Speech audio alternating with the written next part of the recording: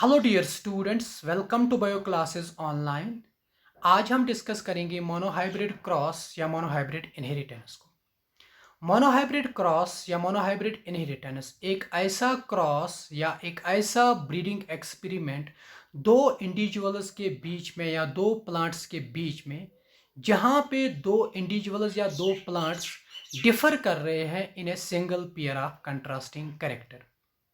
या हम ऐसे भी डिफाइन कर सकते हैं मोनोहाइब्रिड क्रॉस को कि ये एक ऐसा क्रॉस है, ये एक ऐसा ब्रीडिंग एक्सपेरिमेंट है दो इंडिविजुअल्स या दो प्लांट्स के बीच में, जहां पे हम इनहेरिटेंस पैटर्न एक single contrasting pair of character की स्टडी करते हैं। So we can define the monohybrid cross as monohybrid cross is a breeding experiment dealing with a single pair of contrasting characters or a cross between the two individuals differing in a one character pair. Inheritance pattern को understand करने के लिए Mendel ने दो pure P plants को लिए, जो दो पी प्लांट्स डिफर कर रहे थे एक दूसरे के साथ in a single pair of contrasting character. इन दो प्योर पी प्लांट्स को उसने क्रॉस कराया और वहां से जो उसको ऑफस्प्रिंग्स निकले उनको फिर उसने सेल्फ पॉलिनेशन कराया और उसको वहां से F2 जनरेशन निकली।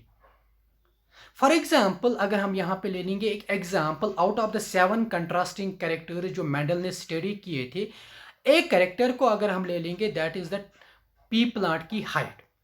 पी प्लांट जो होता है, P plant exists in case of the height की बात करें, it exists in the two variants. कुछ पी प्लांट्स डिवार्फ होते हैं और कुछ पी प्लांट्स टाल होते हैं।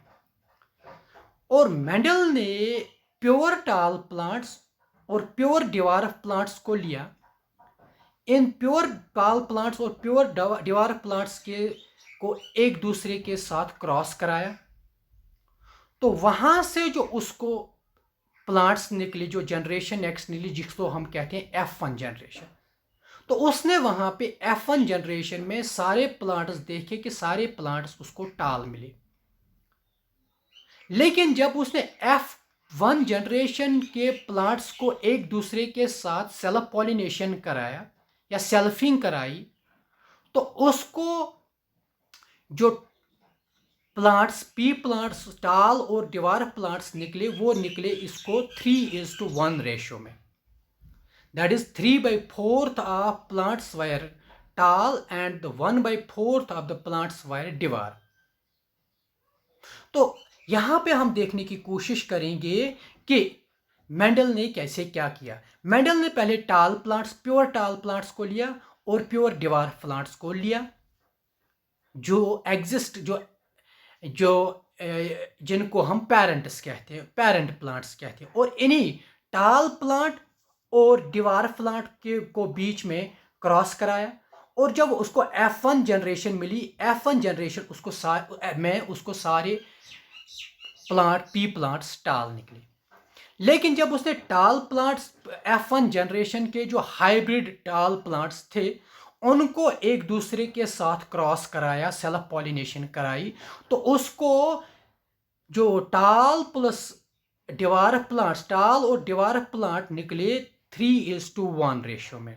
दैट इज 3 उसको टाल प्लांट्स निकले और एक उसको डिवार्फ प्लांट निकला।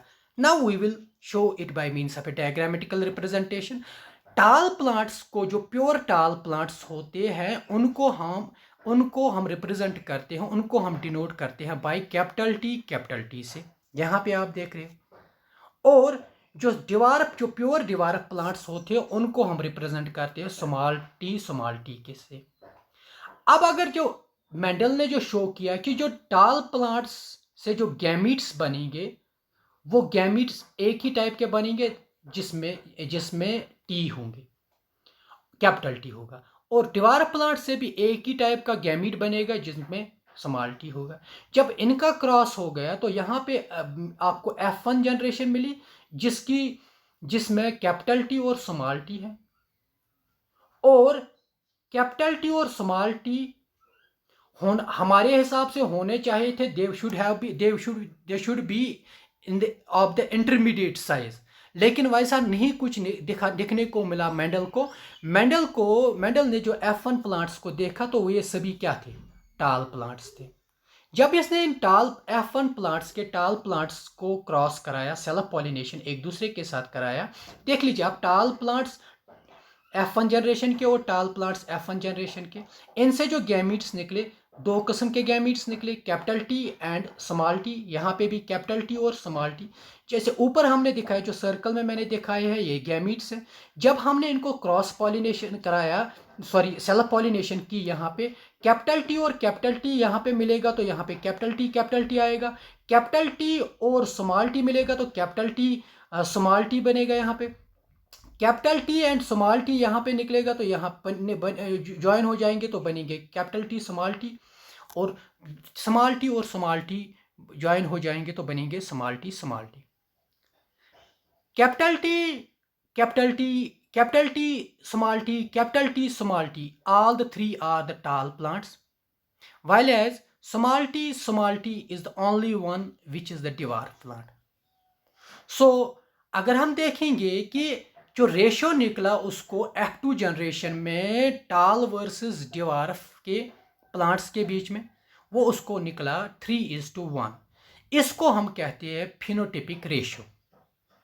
जो हमें फिजिकली दिख रहे हैं वहाँ पे प्लांट्स कितने, फिजिकली हमें वहाँ पे प्लांट्स जो मेंडल को दिखे वो 3 प्लांट्स उसको टाल दिखे और एक प्लांट उसको डिवार्फ, या 3/4 प्लांट्स जो थे वो टाल थे और 1/4 प्लांट्स जो थे वो डिवार्फ थे। लेकिन अगर हम इन एक्चुअल सेंस में देखेंगे, अगर हम देखेंगे जो प्योर टाल प्लांट्स जो थे वो कैपिटल टी वो तो एक ही है। यहाँ पे पिनिट, इस स्क्वायर को हम कहते हैं पिनिट स्क्वायर, इस पिनिट स्क्वायर में तो एक ही है वो। और जो हाइब्रिड टाल प्लांट्स थे कैपिटल टी स्मॉल टी वो 2 और प्योर डिवार्फ प्लांट 1।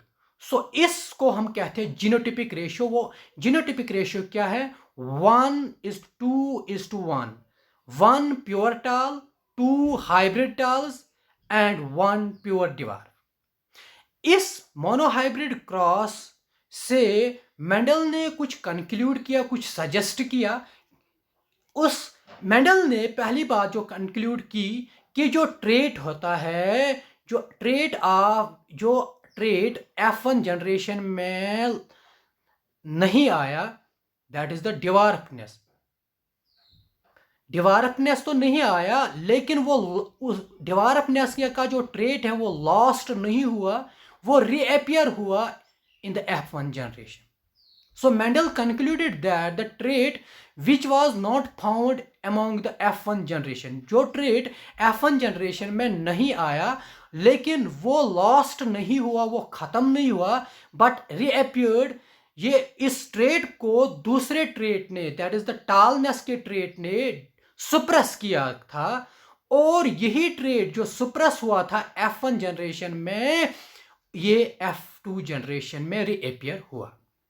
सेकंड पॉइंट जो मेंडल ने कहा कि जो सुप्रेस्ड ट्रेट था, जो सुप्रेस हुआ था, जो अपने आप को F1 जनरेशन में इन प्रेजेंस ऑफ द टालनेस की वजह से, टालनेस की ट्रेट की वजह से अपने आप को एक्सप्रेस नहीं कर पाया, इस सुप्रेस्ड ट्रेट को, जिसको फॉर एग्जांपल यहाँ पे हमने डिवार्फ लिया, डिवार्फनेस, और इस ट्रेट को उसने कहा ये रिसेसिव ट्रेट है।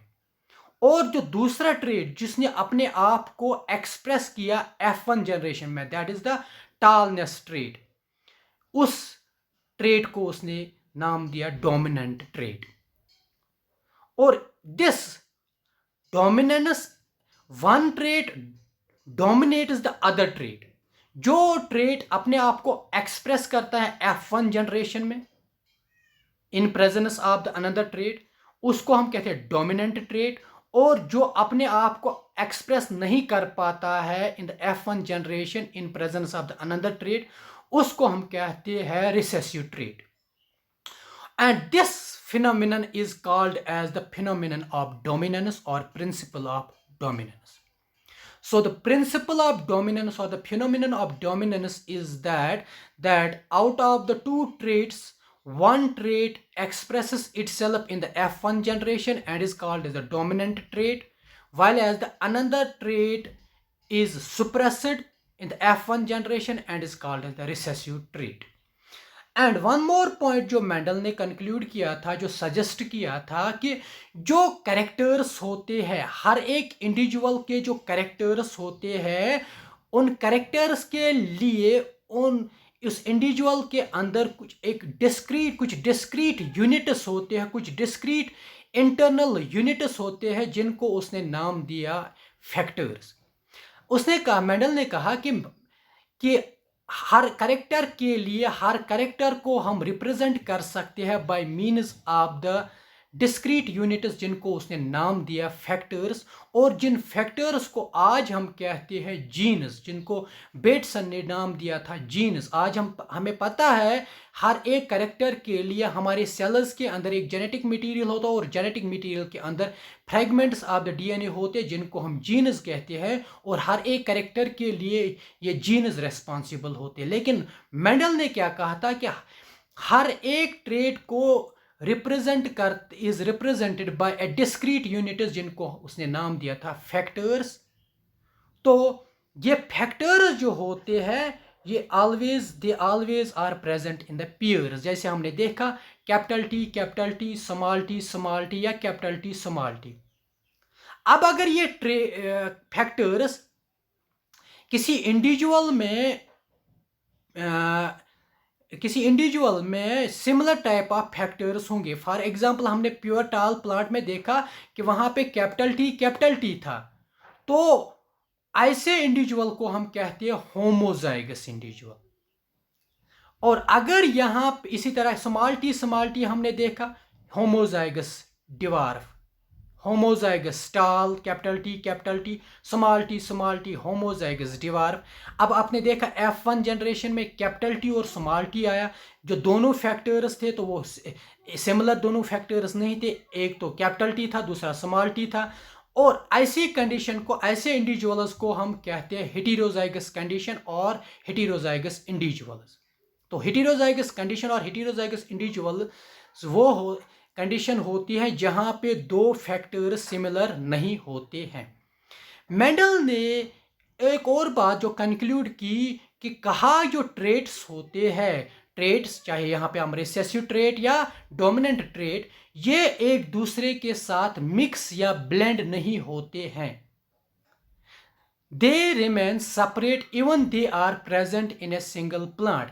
जैसे हमने देखा कि F1 जनरेशन में जो कैपिटल टी और स्मॉल टी ये एक दूसरे के साथ थे, एक ही प्लांट में थे, लेकिन मेंडल कह रहा है कि अगर ये एक ही प्लांट में भी होंगे तो ये एक दूसरे के साथ मिक्स नहीं होते हैं, ये एक दूसरे के साथ ब्लेंड नहीं होते हैं, और ये इनहेरिट होते हैं separately. So Mendel also concluded that the traits, that is the recessive and the dominant, never mix or blend together. They remain separate even they are present in a single plant and are inherited separately. Next point, जो main important, on the basis of the monohybrid crosses, जो monohybrid crosses Mendel ने किए, Mendel ने एक law formulate किया, या तो हम कह सकते हैं कि first law of inheritance formulate किया, जिस लॉ को उसने नाम दिया लॉ ऑफ सेग्रीगेशन और law of purity of gametes. ये लॉ स्टेट करता है, this law states that an organisms characteristics are determined by the internal factors जिनको हम जीनस कहते हैं, which occur in pairs. According to this law कि organism के जितने भी कैरेक्टरिस्टिक्स हैं उन कैरेक्टरिस्टिक्स को डिटरमाइन करते हैं इंटरनल फैक्टर्स जिनको आज हम कहते हैं जीन्स, और ये फैक्टर्स पेयर्स में होते हैं। जैसे हमने देखा कैपिटल टी स्मॉल टी या capital T small T. And दूसरा पॉइंट इस लॉ में क्या कहता है ये कि इन दो पेयर्स में सिर्फ इन दो फैक्टर्स में एक ही फैक्टर गैमीट्स में प्रेजेंट होता है और प्योर होता है। जैसे हमने देखा कि कैपिटल टी से जो गैमीट निकलता है हमने सर्कल में रखा था सिर्फ capital T. So according to this law और दिस लॉ स्टेट्स दैट कि जो ऑर्गेनिज्म के कैरेक्टरिस्टिक्स है उनको डिटरमाइन करता है इंटरनल फैक्टर्स, जो इंटरनल फैक्टर्स ऑलवेज पेयर्स में होते हैं और इन पेयर से एक फैक्टर गैमीट में आ जाता है और गैमीट में आने के बाद गैमीट में वो प्योर फॉर्म में होता है। So the last states that the organism's characteristics are determined by the internal factors, that is the genes, which occur in pairs, and only one of these factors can be present in the single gamete and is always pure. Subscribe and share bio classes online by Ashok Hussain. Thank you.